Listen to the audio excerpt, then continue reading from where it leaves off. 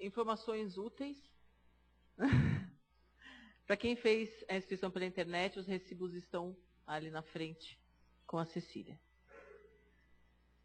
Dando continuidade, então, eu chamo para falar sobre doenças raras e a legislação em ela, a doutora Marcela Soares Lacerda Pirró, que é advogada, especialista em bioética pela USP e pela Faculdade GV.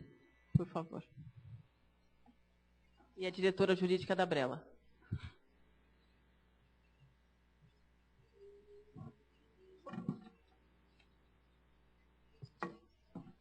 Oi, boa tarde. Em primeiro lugar, eu queria agradecer à doutora Tatiana pela oportunidade, a doutora Cari também pela oportunidade, toda a diretoria da Brela. E acho que eu vou falar do tema, acho que mais chato aqui, né, que é direito. Acho que ninguém gosta, né? Mas sempre tem um lado bom da história. Prometo para vocês que vocês vão gostar, tá bom? Bom, como todo advogado gosta de escrever, gosta de falar, né? Eu tenho que dar o conceito do que é doença rara para vocês. Doença rara é complicado, né? Porque para quem tem a doença rara, eu acho que de raro não tem nada, né? Mas vamos lá.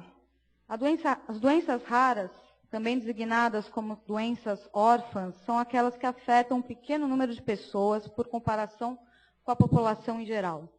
Ocorrem com pouca frequência ou raramente, existem ainda variantes raras de doenças frequentes. Na Europa, uma doença rara é considerada rara quando afeta 1 em 2.000 pessoas. No Brasil é a mesma situação.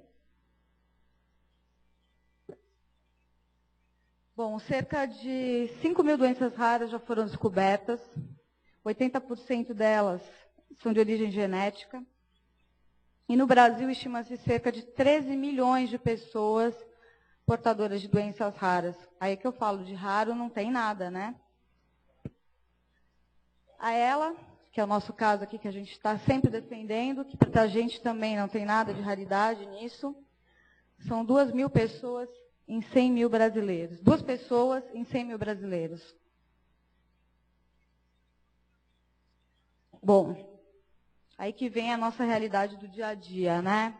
O que acontece com quem tem esse problema, quem tem a ela, quem é portador das outras doenças raras.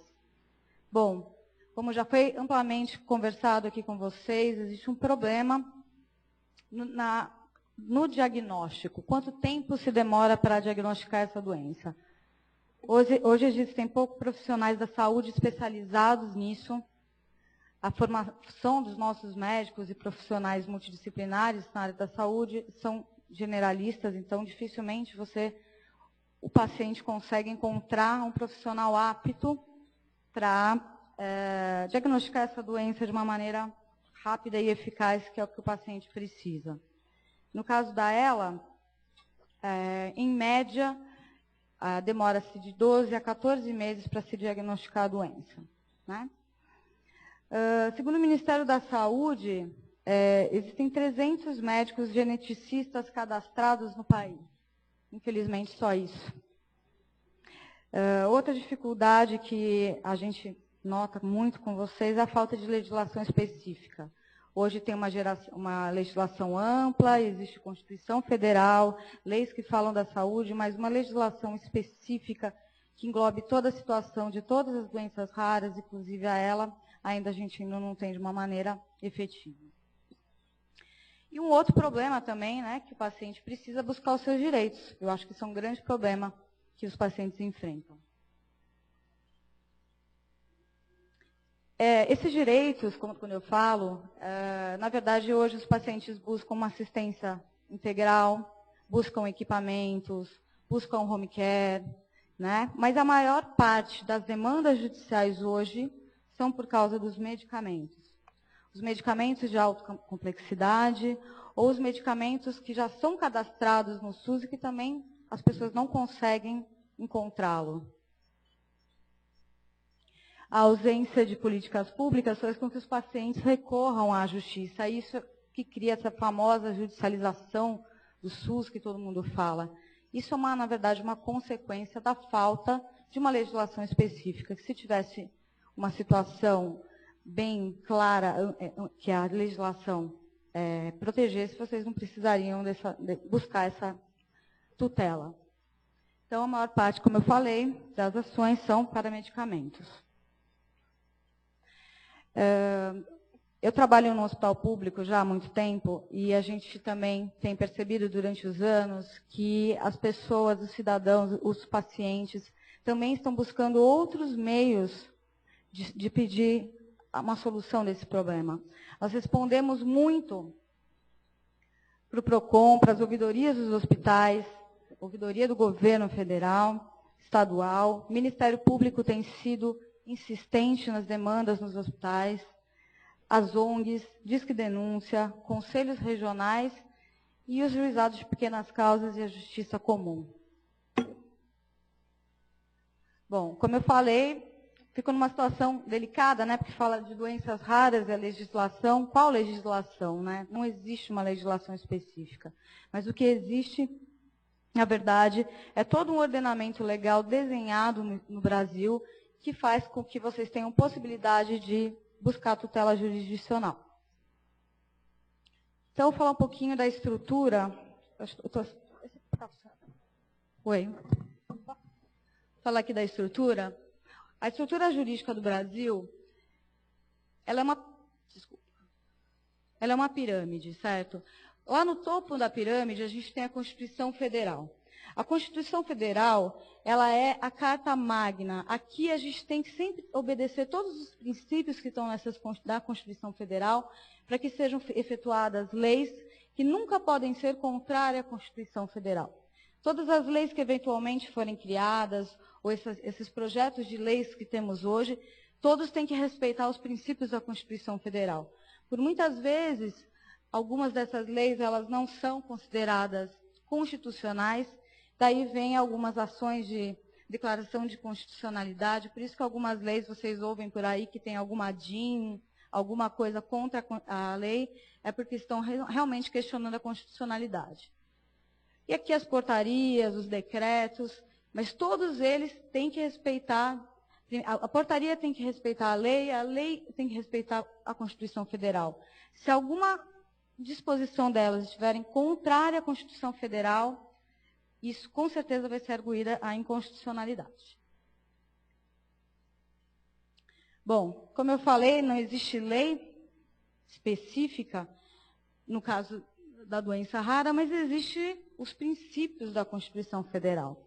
A própria Constituição Federal, ela diz que a saúde é direito de todos e o dever do Estado. Acho que vocês já ouviram isso muito por aí, né? Que o Estado tem que fornecer e etc.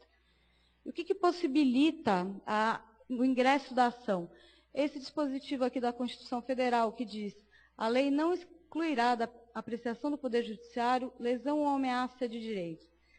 Na verdade, eu acho que não tem maior ameaça do que uma ameaça ao direito à vida, né? Se vocês não receberem assistência integral, se não receberem o medicamento correto. Então, aqui já é um fundamento muito amplo para o ingresso das ações. Como eu mostrei lá naquela pirâmide, existe também uma lei que ela foi criada, a Lei 8080, a Lei do SUS, que foi criada para regulamentar os princípios que estão dispostos na Constituição Federal. Ou seja, aquele artigo 196 que fala que a saúde é direito de todos, dever do Estado, essa lei aqui falou mais ainda. Essa lei, ela fala que inclusive a assistência farmacêutica é dever do Estado.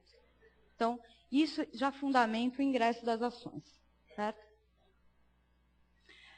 Existem algumas portarias também que o governo tem trabalhado muito para fazer valer, na verdade, o direito da Constituição, né, que está disposto lá. Então, tem a portaria 370, que concedeu o BIPAP para os portadores, né, de ela, que todos vocês já conhecem essa portaria também. Atualmente, existem 10 projetos de lei em andamento na Câmara dos Deputados, que estão sendo estudados já faz muito tempo, hoje são encabeçados pelo deputado Romário, para que a gente consiga que essas doenças raras sejam mais especificadas na lei, né? Então, algumas dessas No caso aqui, o imposto de renda, eles querem falar melhor, especificamente em relação à doença rara, quanto à isenção do imposto de renda, quanto à aposentadoria por invalidez, para ser mais fácil dos portadores conseguirem essa isenção. Atualmente, existe uma burocracia muito grande. Uma das linhas de defesa do deputado Romário é exatamente, como eu falei, regulamentar essa portaria 81 de 2009, como eu falei, tem aquela pirâmide, né? Então, toda lei vem abaixo uma que serve para regulamentar a que está em cima. Então, ele está lutando para regulamentar essa portaria 81 para permitir o tratamento gratuito de pessoas de doenças raras, com doenças raras. Na verdade, isso já é previsto na Constituição. Acontece que não existe hoje uma regulamentação específica para cada doença rara, ou que seja a doença rara em si. A ela hoje está sendo muito debatida na Câmara dos Deputados, em razão desse comprometimento do deputado Romário.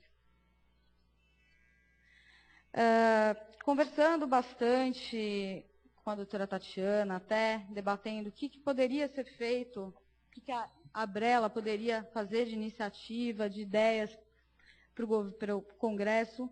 A gente acha que cursos de capacitação para esses profissionais, esses médicos que hoje se formam de uma maneira generalista, eles não têm esse curso, eles não vão fazer especialização, muitos deles até desconhecem as características da doença. Então, um curso de capacitação, acho que seria um incentivo para o conhecimento das doenças raras e para que isso ajude os pacientes. Vocês já ouviram um pouquinho da história dele, Stephen Hawking, um físico teórico. Ele trouxe uma frase muito importante aqui, que vocês já ouviram hoje também. Ele diz que tem ela praticamente toda a vida adulta, entretanto, isso não impediu de ter uma família e de ter sucesso no trabalho. Quem é acometido de uma doença rara, da ELA ou de qualquer outra, não pode ser impedido de ter uma vida o mínimo possível com respeito e com dignidade, que é aquilo que a Constituição Federal garante a todos. Era isso que eu tinha para falar. Muito obrigada a todos.